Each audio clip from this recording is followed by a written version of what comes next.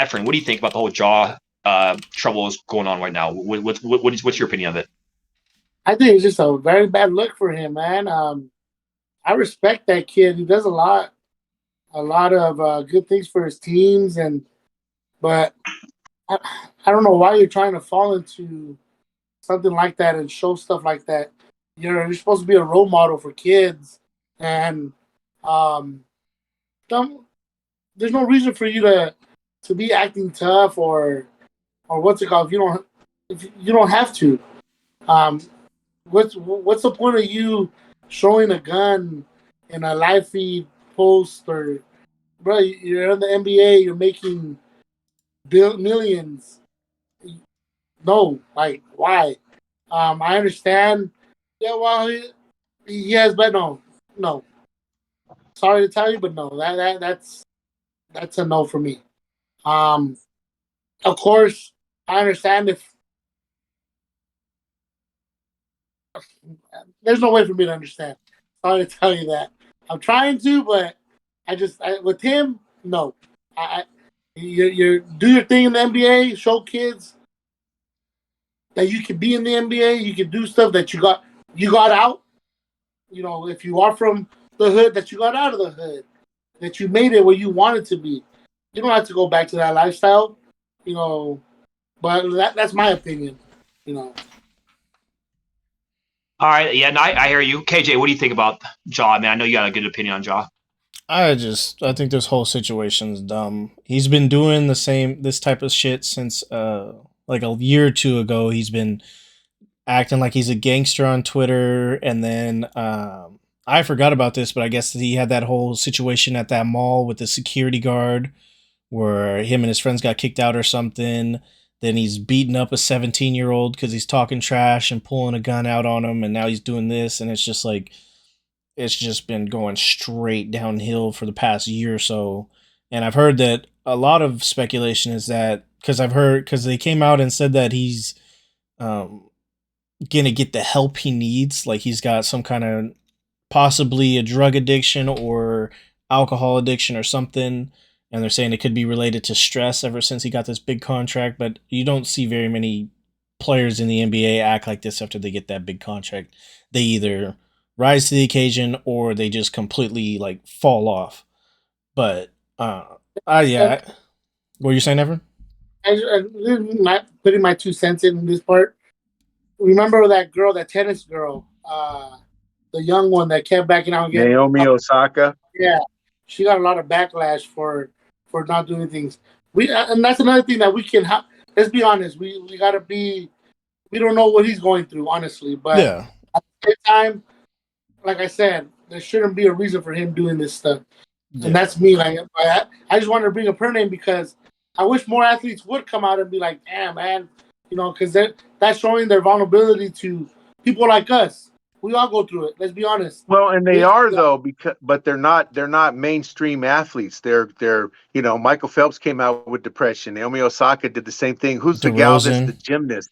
DeRozan, and Kevin Love both came out. Biles, Simone Biles. I mean, these are great athletes, but uh, they're not the first names that pop off of your tongue when you think about athletes. So And then for me, I felt like I saw that the whole situation where the cops got involved. That would just seem kind of weird to me, because if you read the reports, there was nobody complained about the gun at the club he was at, and they said that there was no gun found when they did their investigation, and that's because he was already gone. Like he already was on the road back to other games, even if he didn't play. And the whole situation just seems dumb.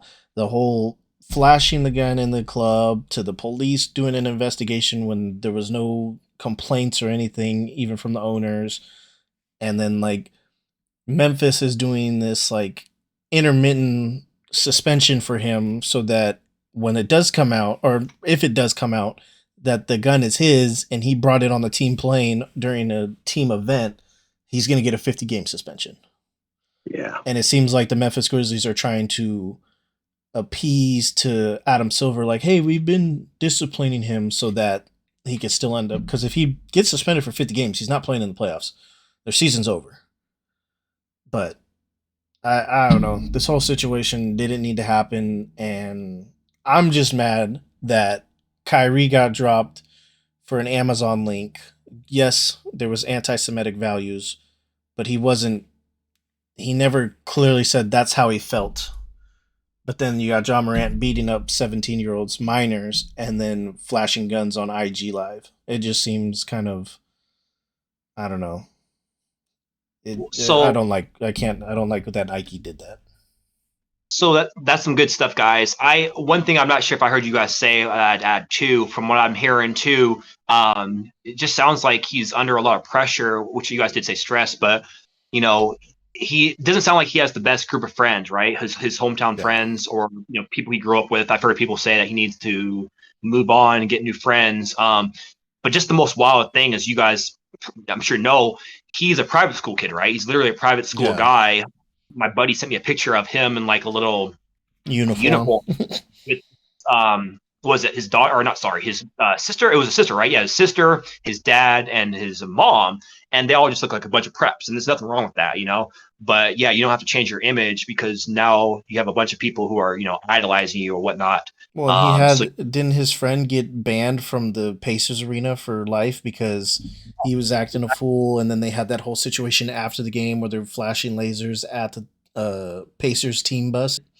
Well, and I think that's kind of it too, KJ. Like you have someone like Ja who over the last couple of years, he's kind of now starting to get used to the spotlight, right? But man, think about it if you're one of his good friends who you never have anybody that know who you are, and now all of a sudden you think you're so close to your guy to where you're already gifted a baseline front row seat, and now you think you're so hot because your guy is a star guy at this arena, and you think you can get up and cuss out anybody you please because you're his friend, right? So that's kind of the bad relationships, that I think he might have. And it's just like, yeah, some of these guys need to just appreciate actually being friends with him and not be taking advantage of him.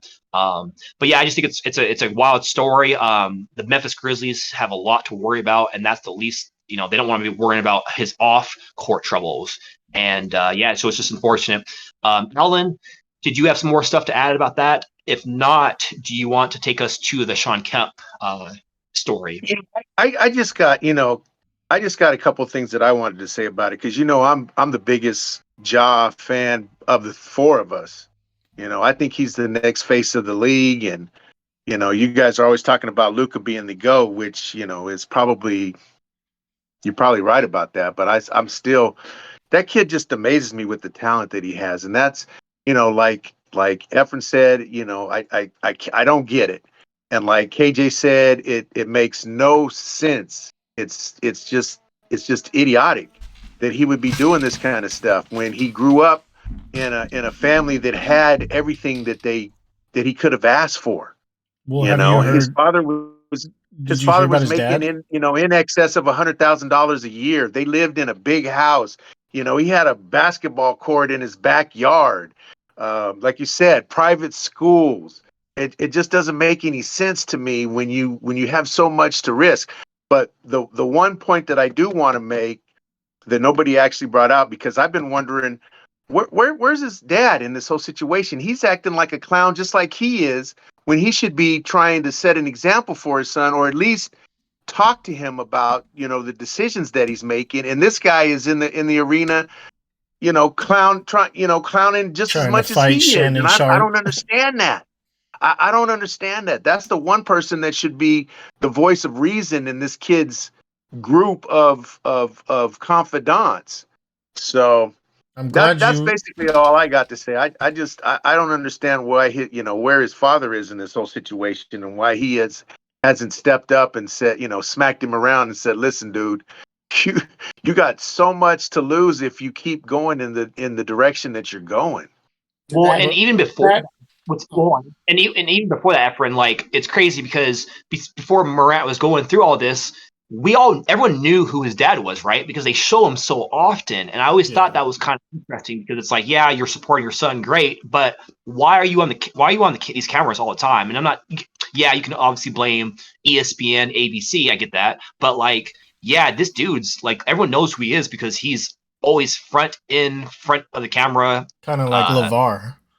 So the Yeah, other for thing, sure. Yeah, exactly. the other thing Exactly. The is, same exact thing. what you're saying right now is you see the dad playing Big Brother, not Dad. Well, He's No, yeah. playing he's Did playing you? best friend. Well, yeah. He's No, yeah. playing I've best heard. friend instead of dad. I saw some stuff that it comes like if you ask some of the Memphis Grizzlies players, they're saying that yeah, he's more of a fan than a dad, and they said Yeah. that it's also kind of hard for him to say anything because now Ja is the breadwinner of the family. But at the end of the day, you got to stop being a fan and you got to tell him, hey, not only did you work for this, but we all worked for this to put you in the position to make this, Yeah. and you're messing That's it up just for it. everybody. The sacrifices that this family did just so you could get to this point, and we're relying on you now, and you're Throwing it all jeopardizing away. all. Exactly. Exactly.